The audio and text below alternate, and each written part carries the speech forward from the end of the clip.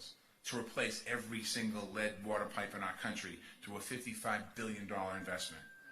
And you know who's going to replace those lead pipes? I don't think it's labor's work. I actually think it's plumber and pipe fitters' work that's going to replace that.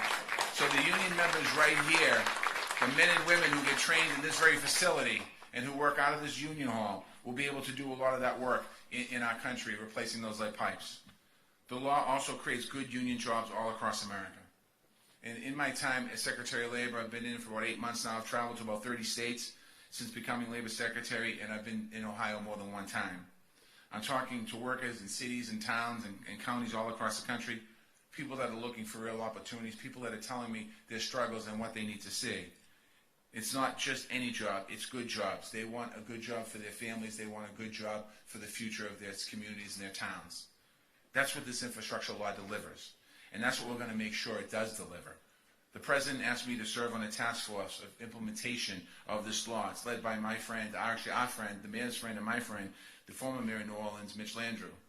We're going to make sure that all of this money gets spent in the right way on high-quality projects with American-made materials by union workers with strong prevailing wage protections and apprentice programs in every single community all across America. That's what this law does.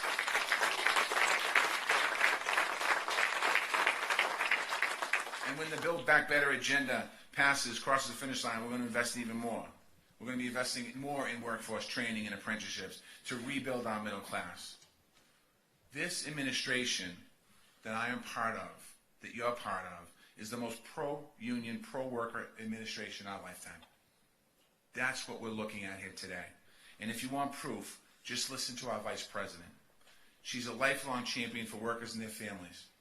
And I see it up close and personal every day, the difference that she makes. And I see it not just when she's in front of a crowd talking, but I hear it behind the scenes in the room when the door's closed and there's no one in there, talking about the importance of supporting working class people and making sure that organized labor is a seat at the table. I have the great honor of serving on a task force very close. Actually, I'll tell you a quick story. So the President called me in his office one day and he said, Marty, I need you to do me a favor. We're going to set up a worker empowerment task force to look at the future of work and create better union density and this and that, and you're going to be the vice chair. And I thought to myself, this is great. I'm the vice chair I'm the Secretary of Labor. Who's going to be the, I'm thinking to myself, who's going to be the chair? I said, Mr. President, if you don't mind, who's going to chair this task force? The Vice President. I said, oh, that's good. But honestly, in every way possible, she's advancing the rights of working people to join a union and the benefits from collective bargaining. I've been in the labor movement for a long, long time. I've been a member of Local 223 for 30 plus years. I've been around the labor movement since I've been born. I've never seen anything like this support, not in our lifetime. I am grateful to work for an administration that is so pro-worker and pro-union. And I am super grateful today to be standing on this stage introducing my friend, our friend, the Vice President of the United States of America, Kamala Harris.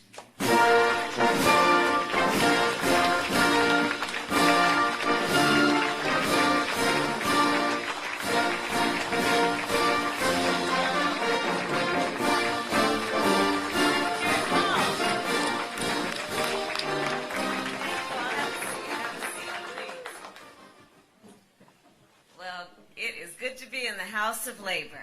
It is good to be with all of you. Thank you, Secretary Marty Walsh, my friend, an incredible union man, and the President and I and our administration are very fortunate that you decided to take on yet another role of public service, and thank you for your leadership. You know, as the Secretary mentioned, the two of us lead our administration's task force on worker organizing and empowerment, and I'm going to tell you something about Marty. I'm going to talk about you in front of your face. Solidarity is in Marty's blood. It is his life's work, and I see him every day there in the Department of Labor, but in the halls of the White House. I've seen him with members of Congress. I've seen him with business executives and CEOs. He's always fighting for the working people of America. He understands what it means to work hard. He understands and fights for the dignity of work, and it is so my great honor to be a partner with you in the work that we are doing together. I also, where's Tim? Oh, Tim and Andy, is Andy with you? Good, hi Andy. Tim brought his daughter Andy. I can't wait to talk with you. Mayor, where are you? And Claire, there you are. Thank you guys. I love it when these incredible leaders bring their incredible young leader daughters with them. So I want to thank you for that, because that's what this is all about. And it is great to be back in Ohio. And it is great to be here to celebrate the passage of the Bipartisan Infrastructure Investment and Jobs Act.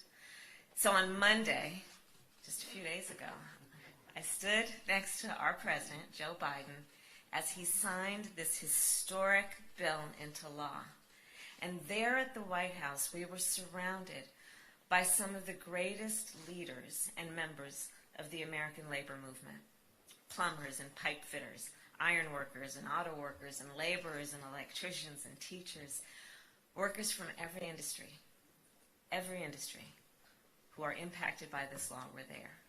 They helped inform it, and they helped pass it. We were also surrounded by several members of Ohio's congressional delegation. I want to mention Chairwoman Joyce Beatty, who was there and has been an extraordinary leader in front of the camera, behind the scenes, bringing folks together to get this passed. Her leadership of the Congressional Black Caucus was critical to the passage of this bill. I want to thank my friend, I served with him in the Senate, Chairman Sherrod Brown, who was there and who was always fighting for working people. I've spent a lot of time in Ohio with him, talking about the dignity of work. I want to thank Senator Rob Portman, who was the lead Republican negotiator on the bill. And I appreciate the work he did to make clear that certain things shouldn't be partisan, in particular when we're talking about supporting working men and women of America. Without these leaders, the President and I would not have been able to turn the bipartisan infrastructure deal into the bipartisan infrastructure law. Because of their work and because of our work together, America is moving forward. And ultimately, that is what infrastructure is all about. It's about getting our nation moving. And the way I see it, my definition of infrastructure, I tell people, you know what I think infrastructure is? Infrastructure gives people what they need to get to where they need to go, right? And so that's, yes, about roads and bridges. It's about broadband. It's about making sure our babies can drink clean water, and so getting the lead out of those pipes. And it will be, when we pass Build Back Better, about child care and elder care and what we need to do to support families to raise their children and take care of their relatives. Our bipartisan infrastructure law will make the most significant investment to fix our roads and bridges in 70 years.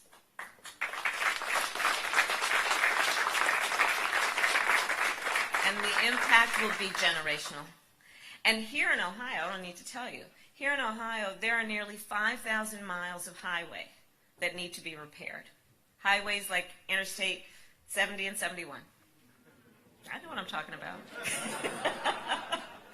And you know what it means. We all know what it means when our roads are in poor condition. Let's break this down. What does it mean? Well, it means you got to drive over potholes. It means that your car gets a flat tire. You know how expensive it is to replace a flat tire? Insurance don't cover that. So when we think about the needs that we have, this is just some basic stuff, not to mention what the repair to this will mean for the jobs that we create and lifting up the working people of America through that process. So this law, yes, it will fix our roads, but it's going to do a whole lot more than that. This law will also modernize our ports and our airports, which will build on the improvements that we were already making to reduce the supply chain bottlenecks. It will expand broadband so that every American can get an affordable, high-speed internet connection. And I don't need to tell the parents here. I don't need to tell small business owners what that means in terms of your ability to get through the day, if you have or if you don't have access to high-speed internet. What we have done, what we have accomplished together, will invest in carbon capture projects, bringing clean energy jobs to the Ohio Valley. And it will replace, as I said earlier, lead service lines and pipes so that Americans can get clean drinking water. And that's about plumbers and pipe fitters. We're going to need you to do that work.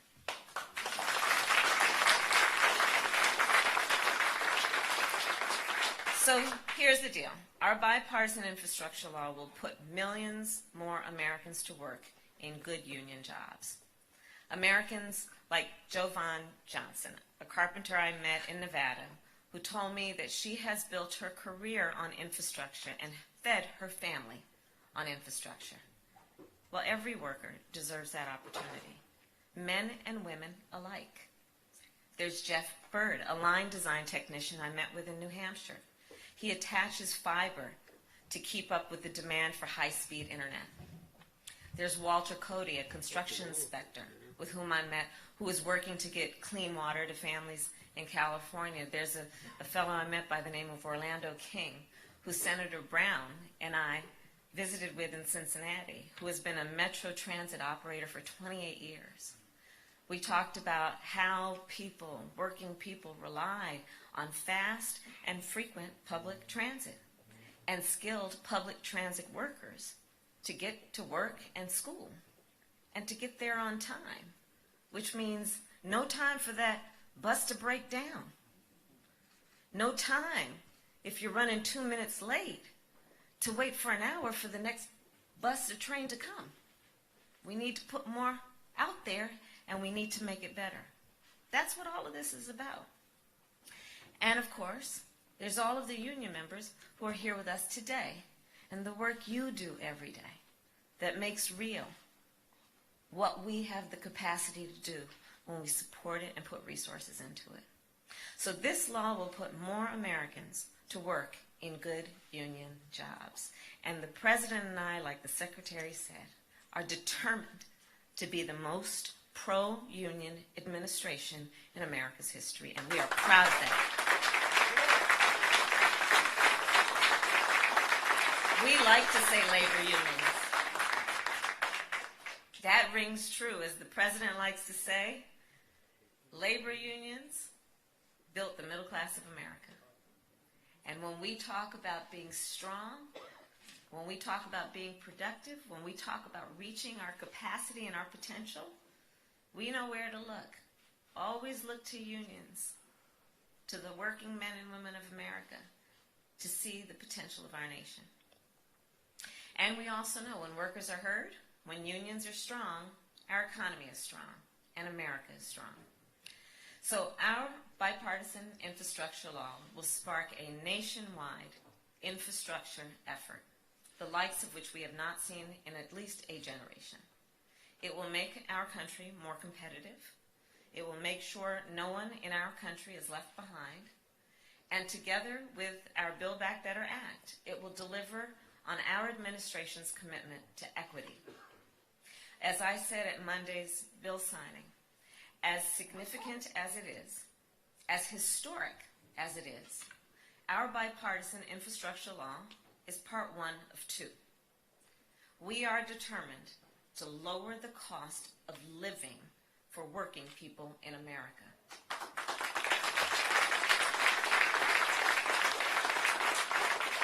And to lower the cost of living means taking serious care of paying attention to the cost of child care, the cost of health care, the cost of housing, the cost of prescription drugs. And so that's what our Build Back Better agenda is about, lowering the cost of child care, elder care, housing, prescription drugs. Because those all add up to the cost of living, and when you are working hard every day, you should be able to satisfy those basic needs. Mayor, I see you over there. You should be able to satisfy those basic needs. That is all about what we say when we talk about the dignity of work.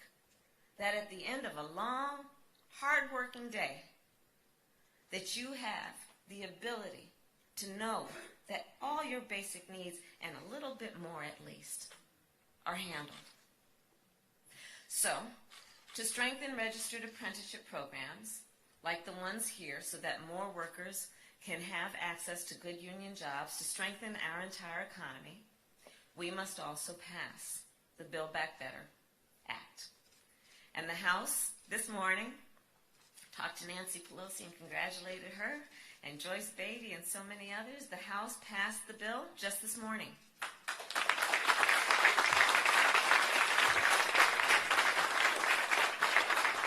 and they had a long night. And the president and I'll tell you, we are confident, and I just talked to him before I came to Ohio. We are confident that the Senate will do the same. So we're determined to get this done. And I'll conclude my comments with this. In many ways, our bipartisan infrastructure law embodies our character as a nation. Our character, who we say we are, who we believe ourselves to be. And it demonstrates exactly who we are. Because we are believers through and through. We're believers. We have the ability to see what can be unburdened by what has been. We are as bold as we are determined to do big things, even when it is difficult, especially when it is difficult.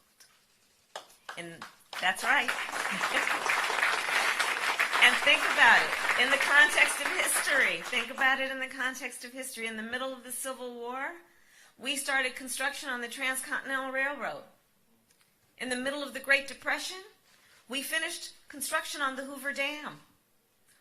We created the interstate highway system in the middle of the Cold War. And now, thanks to the hard work of so many folks, the Bipartisan Infrastructure Investment and Jobs Act has become law.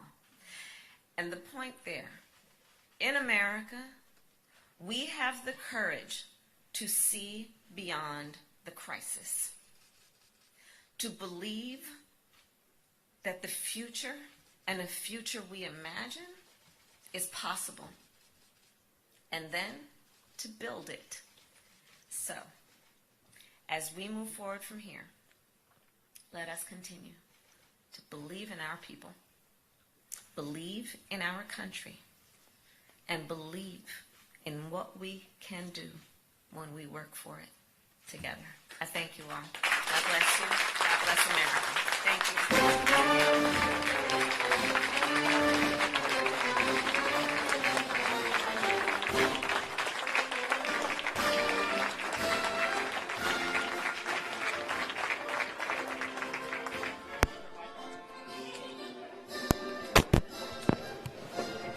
Harry, unhook me.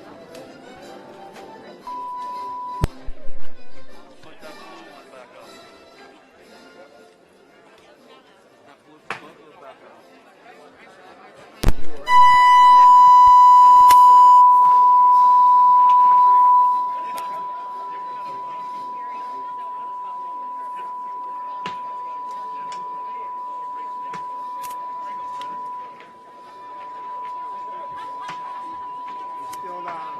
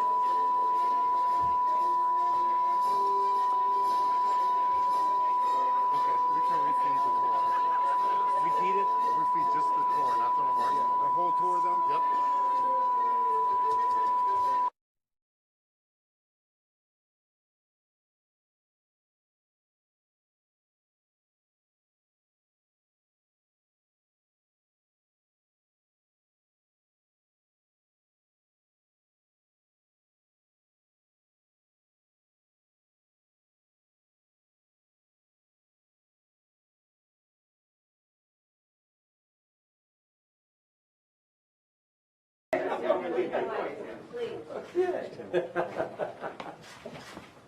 guys. How you doing? Hi. How are you? Good, Marty Walsh. Marty Walsh.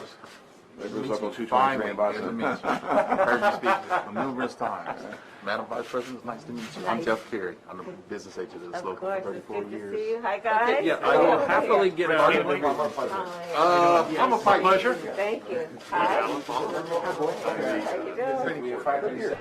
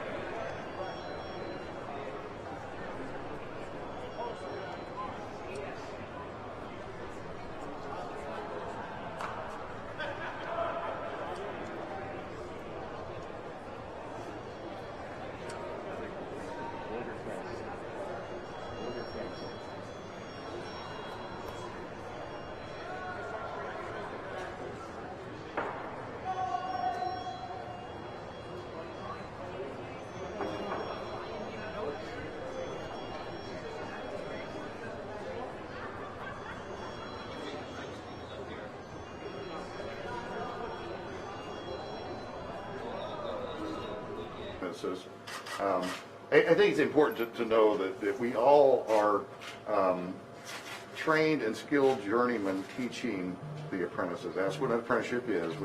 We share our knowledge and skills with the apprentices so that they know when they go out on the job that they're learning from the best, and they're also learning on the job. So we show them things like this so that when they get to the job and they see components inside of the air conditioning units and boilers and things, that they're familiar with these and they're comfortable and confident that what they're seeing is something that they are familiar with and have been trained on. It builds their confidence when they're in the field, and that's a really important thing. What we do is make sure that they're competent and confident with what they're doing.